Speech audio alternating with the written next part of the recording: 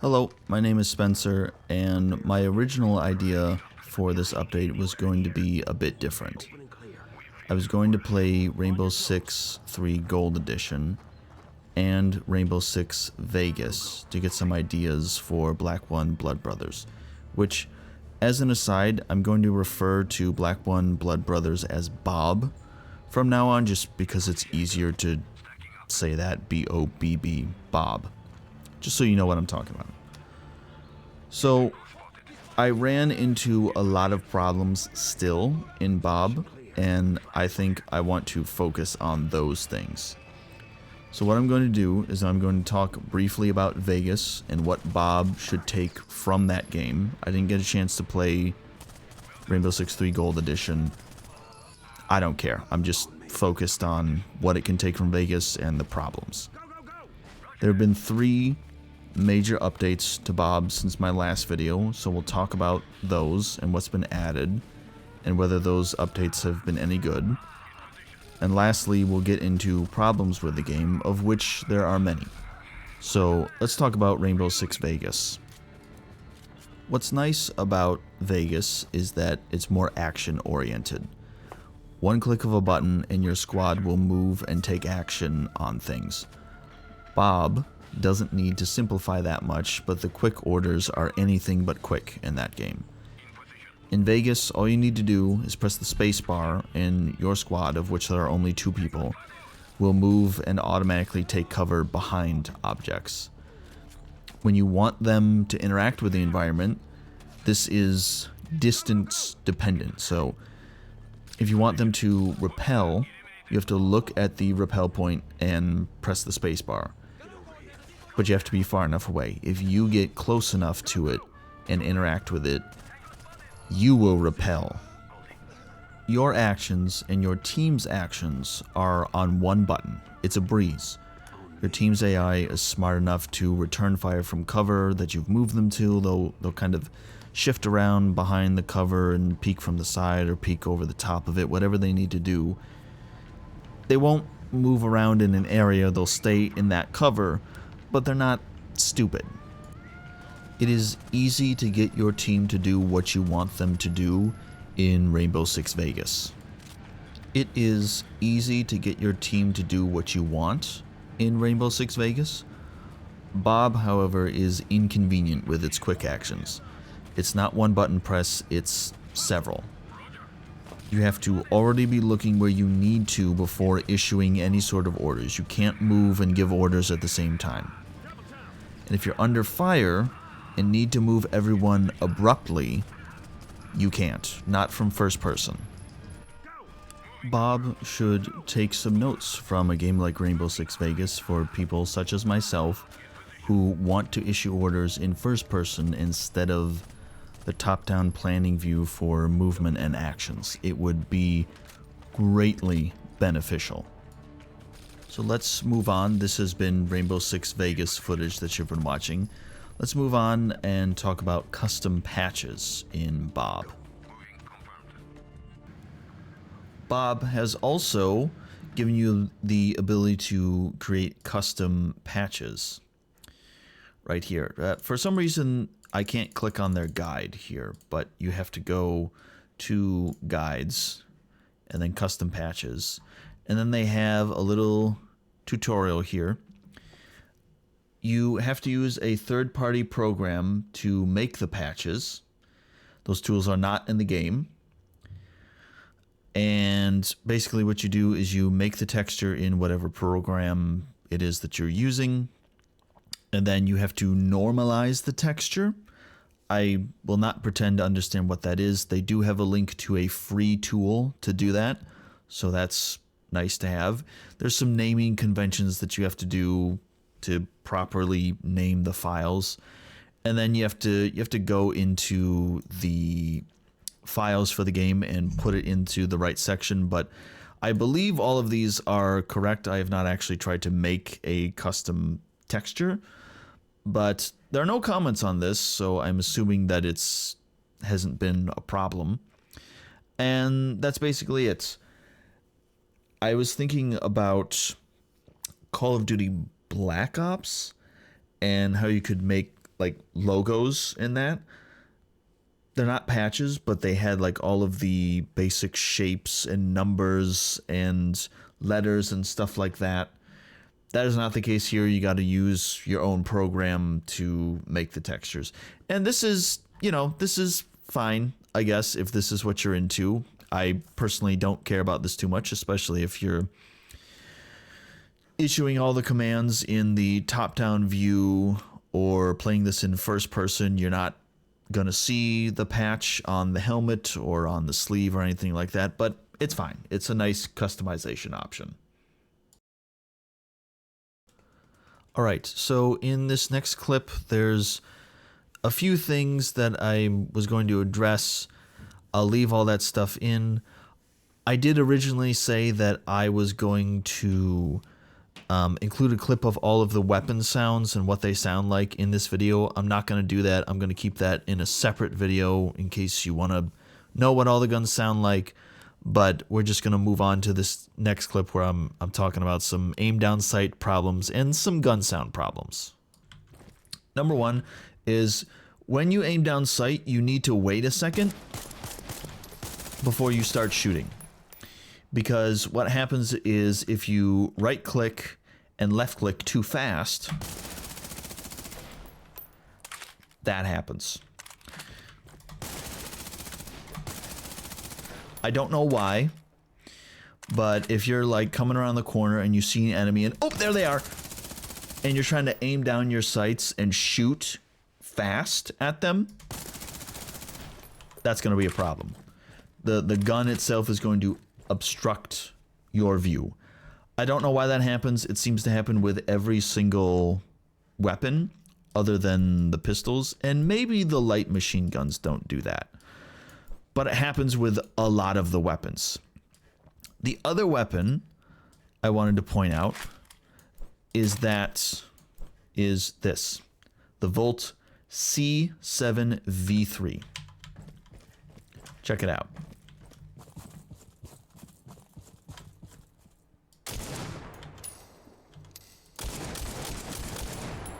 Right? Sounds fine.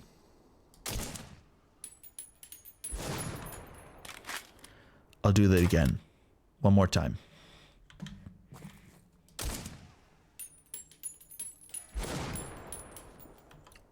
What's going on with this weapon? It has no sound. Now when you're close, I believe what you're hearing is you're just hearing the bullets hitting the metal wall. That's exactly what it is. You are hearing the bullets hit the wall. The weapon itself has no sound. I have no idea what's going on with this one, but they need to give the weapon sound because it's, again, it's the Volt C7V3. It does not have sound. The weapon is completely silent. The other thing I wanted to point out are some of the textures here. Now, there were a couple I thought I saw in there that kind of flashed a little bit. There is a texture up here that flashes, glitches, whatever. I could go through and find every little glitch on every map, the textures that don't load right and all that kind of stuff. But I would be here. Oh, you can kind of see.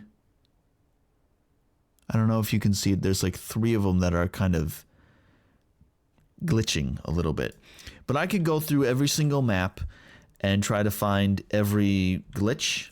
But I am not going to do that because I would be here all day. I've already spent half the morning doing this. It's early afternoon. I don't want to be here all day. One other thing about the training center, and I think other maps that have direct sunlight shining in somewhere like this, watch the floor.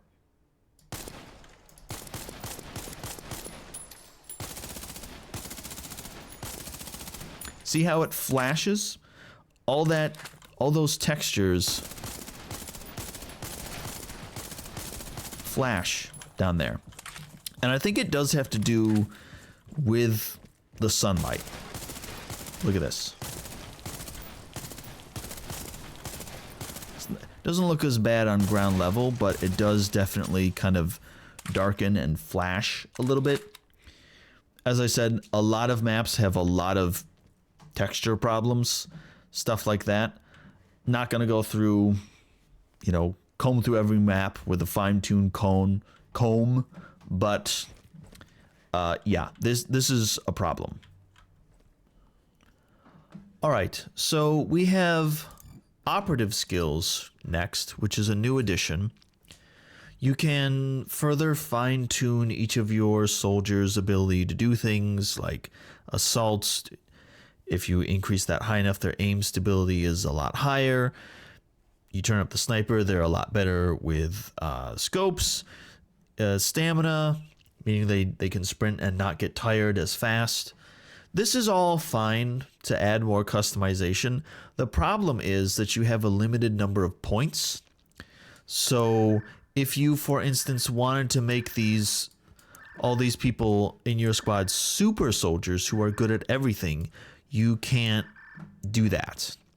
You can turn all this down and make them terrible at everything if you want. If we back out of here and then come back in, it's saved there. So you're kind of forced to make sacrifices on what each of your squad mates can do. Now, the potential remedy to that is to go over to a mission and say, okay, well, I'm going to jack up health, jack up sight, jack up accuracy. Lots of health, they can see enemies from far away, and they're very accurate. We can get rid of true accuracy, so it's not affected by wind or distance or anything like that. I forget what it says. Speed, stance, weapon sight, all that kind of stuff. No, turn that off. We can say, no, they're not actually going to consume magazines so that they don't run out of ammo. We can turn that off. So there is kind of a workaround for that. And of course, you can lower all of the enemy stuff here to make them a lot worse and make your squad really good. But I feel like with Operative skills, they should just like give you enough points that you can max out everything. And if you're worried about people abusing that, well, it's a sandbox game. It's supposed to be a sandbox game where you can have all these different customization options. I should be able to do whatever I want. If I want to max out all these, I should be able to max them all out and not have to make these kinds of decisions. I mean, you go into the mission screen and you can customize so many things. There's so much stuff that you can customize here. Why do I have to do that with the Operative skills? So some people might really like it. I think it's fine, like I said, but it should be optional. You should either be able to turn that off or have enough points that you can max out everything if you want to, and then leave it to the players to do whatever they want. If they want to make the game super easy and make everybody a super soldier and make all of the enemies really weak, that's fine. Let people do whatever they want. So next we have the weather. There's two types, snow and rain, with two variations each. This is just regular snow, the other one is a blizzard, and I would say this looks pretty good. The ground is covered in snow, the trees are covered in some snow, and it's coming down kind of gently as snow does. I don't really have any complaints about how the snow looks. I think it looks pretty nice. Now, what we have next is the blizzard, which this is not a blizzard. I live in a place where we get blizzards sometimes, not all the time, but we get them. If this was a blizzard, this should be whiteout conditions. You should not be able to see very far in front of you, because a blizzard is about the wind speed and creating or reducing visibility. The snow is just blowing around a little bit faster. I think they need to completely readjust this and reduce visibility significantly during a blizzard. The rain is next, and I think this looks good. You can see little puddles, well, not individual puddles, but kind of a sheen of water on the ground, which is fine. Little raindrops hitting it. You can see all the little raindrops on the water there, so that looks nice.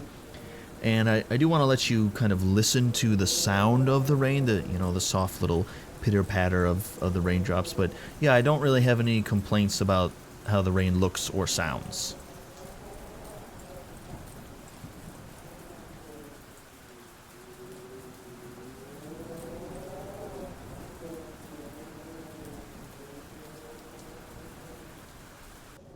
Finally, we have thunderstorms, and I think it looks pretty good. The lightning looks good. It kind of lights up the sky. You can see with the flashes, it will light up the ground and the trees and everything like that. It's bright when it flashes, so that's nice.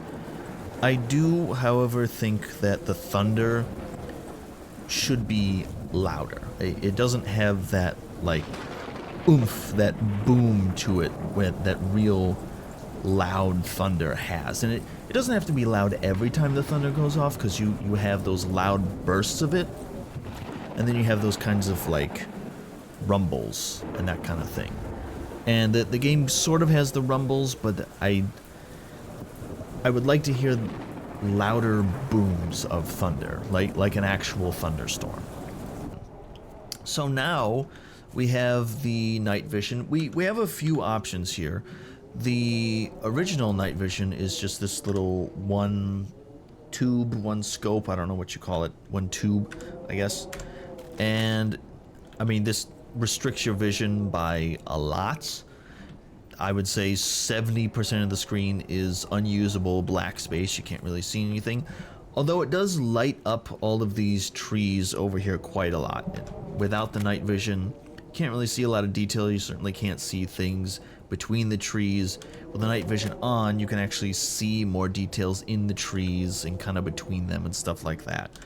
So that's pretty good in terms of, the quality of the night vision actually lighting things up.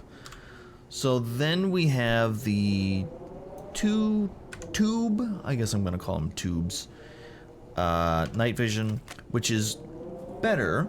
There's still a lot of black space that you can't do anything with, but it does give you more viewable, screen that you can actually see things. And then we have the new addition. These two were already in the game. The 4-tube goggles. And these are clearly better. There's a lot more space for you to actually see what's happening, a much wider view instead of having this tiny little circle in the middle that you can't see a whole lot of what's going on with those on. So I would always want to use the 4-tube goggles. So I think this is a nice upgrade. Now, I kind of feel like this map, and I'm sure other maps, I haven't looked at all of them at night, but I feel like the night times could be darker. I chose cloudy, even though there's some space here. It's cloudier than the clear weather, but it still doesn't seem that dark. Like I feel like I can still see a lot of details by these planes and everything, and kind of over here. I'm not really sure how much the night vision helps, other than like the really dark areas over here where you can't see things. I don't actually know how much it helps. So I think the maps should be made a bit darker at nighttime when it's cloudy out. I think that would help. And also, since I'm here, I noticed this as I was getting started recording here.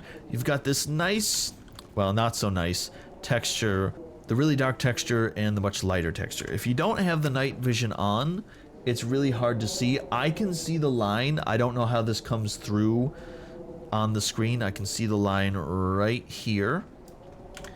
But the night vision makes it very apparent. And actually, I believe, I don't know that you can see it, but there does appear to be another dark patch down there a ways. And there might be even another one further down. There may even be one down there somewhere. I don't know. But this just sort of... I'll get into this near the end of the video. But there are a lot of texture problems with this game. And this is one of them. So the final new addition is that they added a campaign, and the short version is it sucks. It starts off with this little cutscene and audio at the beginning of the campaign, and I boosted the hell out of the sound, but here it is. Taken place in major cities across the world. These attacks were claimed by the terrorist group New World. Our intelligence confirms substantial support from outside, a backing only major powers can provide. By joining Black One, you have chosen to be part of the FAS, Camping Special Forces. We answer to no nation, no bureaucracy. We operate in silence, with complete autonomy. Your orders: gather information, neutralize the threat. Every decision made in the field can save lives. We're our family, our comrades, our country. Failure is not an option. So, yeah, it's just like really bad audio. It sounds like AI, honestly. It sounds like AI. And a bunch of stock footage that they got from, I don't even know where they got that stock footage from. And a really bland story. Something called New World is the threat. And these little blurbs of text are really all that you get. There's a couple other blurbs of text that give you the sitrep and the mission statement. You can see it on this next screen here. It'll show up in a second. So I want to kind of pause it here for a second so we can talk this out a little bit here. I was yelling before. I'm not going to yell though, because I don't want to do that. I just want to talk about this calmly, even though this game is incredibly frustrating. But these little blurbs, these little text blurbs, are all you get for the story for the campaign. I'll read it. In the wake of deadly attacks, the Black One unit has been tasked with locating and neutralizing a terrorist cell located in a hard-to-reach desert area. Information has revealed that the cell is responsible for the planning and execution of these attacks. And it goes on for 2 more sentences. In the wake of deadly attacks, such as what? Nukes, other bombings, arson, hostage taking, killing hostages, crashing a plane, crashing a train, crashing cars. What? I don't know. Your guess is as good as mine. A terrorist cell located in a hard-to-reach desert area. Okay. Where? North America? South America? Africa? Asia? Australia? They all have deserts. Where? I don't know. Again, your guess is as good as mine. I have no idea. This is the laziest and sorriest excuse I have ever seen for a campaign. The second campaign mission and the little text blurb for that one aren't any better. It takes place in a forest somewhere, concealed by dense vegetation, and you apparently need to sneak in there and sabotage their communication equipment. Okay, again, where is this taking place? In a forest? Where? Where is this happening? Why is there not more detail? There's no characters, there's no voice acting, there's no cutscenes, there's no nothing. And back to this first mission here, I'm just walking around having my squad follow me, and they're automatically spotting enemies, marking them, and then killing them from long distances away, from 100 meters or more away. He just takes a shot and takes somebody out that I couldn't even see. I don't know how he spotted him. I have no idea, but this is the whole level. Walking around with their whole squad in tow in a straight line behind you, and they just do the mission for you for the most part. We approach this first building with the objective inside, and I tell them, breach the door, which they do. They take out a little battering ram on the door, comes open, everybody goes in, they clear out that first floor. There's way too many of them for this tiny room, but they did it. They cleared out that room, so fine.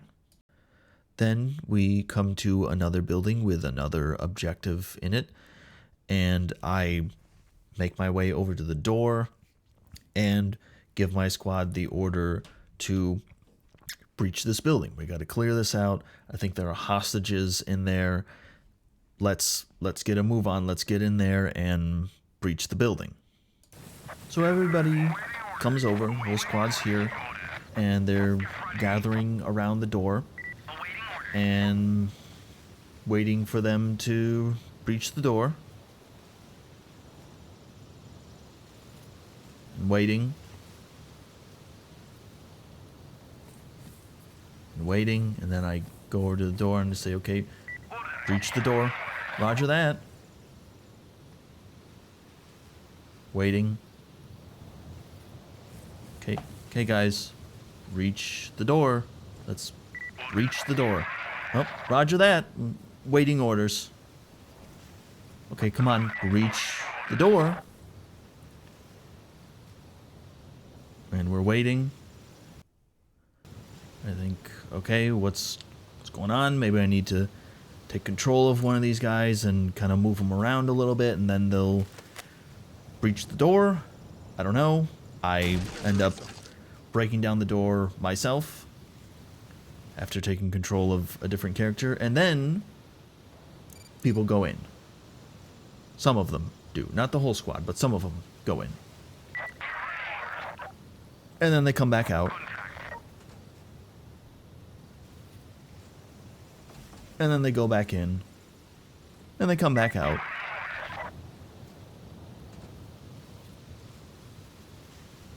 And they go back in again. And they come back out.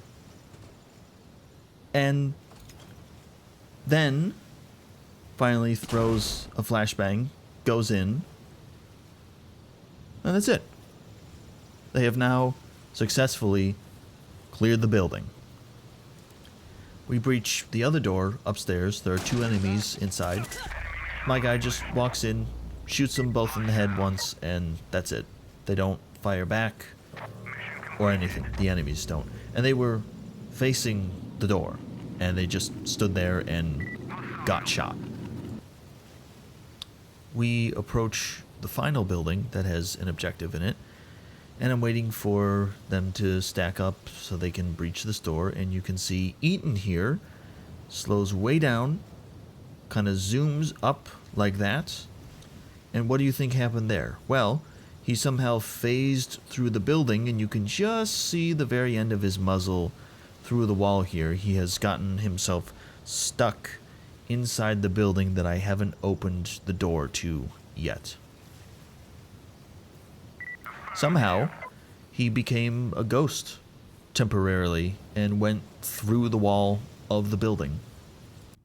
Then, after we clear the second floor of the same building, which is just one room, I noticed that Shane is also in a similar position that Eaton is in. In fact, Shane is in the same position that Eaton was in, I thought.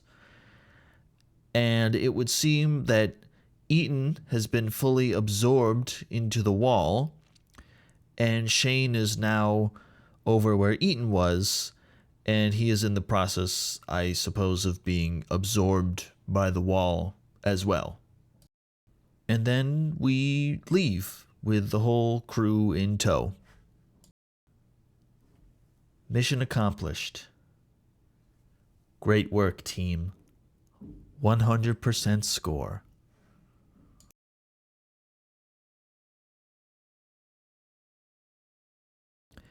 And then the second mission isn't any better. We have trees flickering.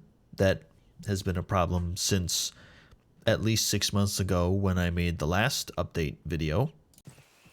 We have squad mates who spot enemies and quickly turn, snap on to an enemy and just take them out easily with a few shots. We move into another building where I tell one of my squad mates to hack this data. For some reason it gives me an alert that I can't hack it. I would like to give the command to someone else to hack it. Apparently that goes through. Joshua is our hacking squad mate. He can do that. And he is really struggling to figure out how to get down the stairs. I won't make you sit through and watch the whole thing, but eventually I just take control of Joshua, come down the stairs easily, and then hack the computer without an issue, because Joshua on his own is not able to handle stairs. Now, I got this objective for myself. There was an enemy shooting at us outside. He's kind of over in this direction, and I'm not really sure where he is. He moved somewhere, but I'm not sure where he is, so I'm kind of swinging the camera around, trying to figure out where is this guy, you know, what's going on, can I find him? And I do eventually find him, and he's crouched right here, has no self-awareness at all, gets shot in the head, and that's done. Then we're about ready to extract, and the worst part of the mission is this right here, where I have all my squad mates following behind two squad mates who are crouch walking everywhere they go, moving extremely slowly. I even had a squad member who was back behind me, had been sitting there most of the game because I had to revive him, and I thought maybe I had given the order for everyone to move and follow me. I thought after I revived him, he would just automatically start following, but no. He just sat there the whole mission doing nothing. He goes over and waits his turn in the line, goes to the back of the line, and I'm in the menu here trying to figure out what's going on. I'm trying to set their, what would you call it, posture to standing upright, moving as fast as possible. I do manage to get most of them to move, but these two, Solomon and Taro, are still crouch walking. They're still moving extremely slowly, and I don't know why. Now, I could have taken control of them, but I walk over to see what's going on, and I see a heal option that appears. And I don't heal them. They go through the healing animation to heal themselves. They walked around practically the entire mission, and you can see they're walking upright. They're fine now. They walked around the entire mission, crouch walking everywhere because they were injured, and they had the healing kit on them to heal themselves, but they won't heal themselves unless I specifically tell them to do that. Now, I said that I wasn't going to yell, and I apologize for that.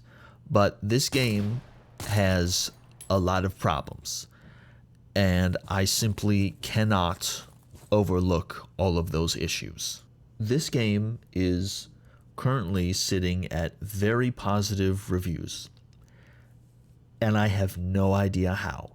I don't know if people are just easier to please or what the deal is. Do people just love the customization options? I don't know. But it is not deserving of very positive reviews. Not from what I've played. And I'm sure that's going to piss some people off, and I don't care. I got to talk about what I have experienced. And this game has been available for 22 months. Came out in early access in January of 2022. We're 22 months in.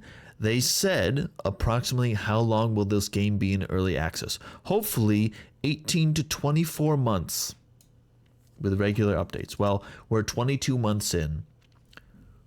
2 months away from supposedly a version 1.0 release.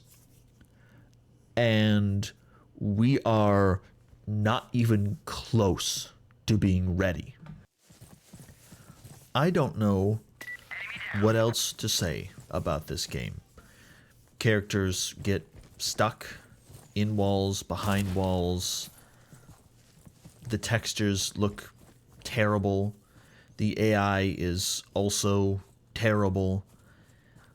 But here's what I'm going to do. We have this video, which is the big kind of update video.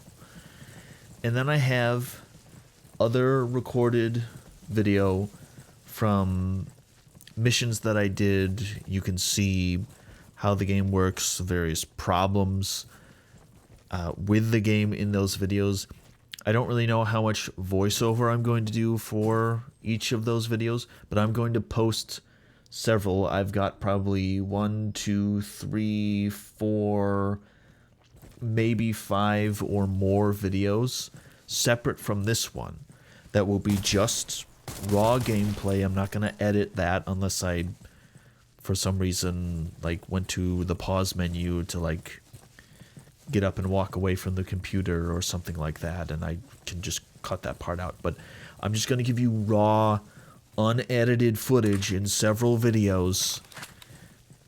They're not going to have very clickable titles or thumbnails or anything like that, but they're just there more as documentation for how this game plays.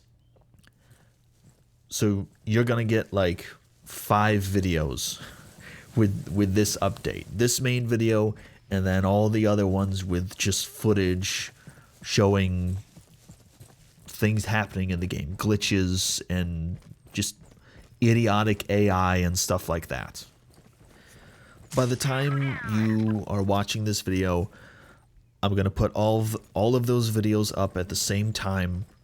I'll probably even make a playlist so you can find maybe all of the Black One Blood Brothers videos that I have done in one playlist.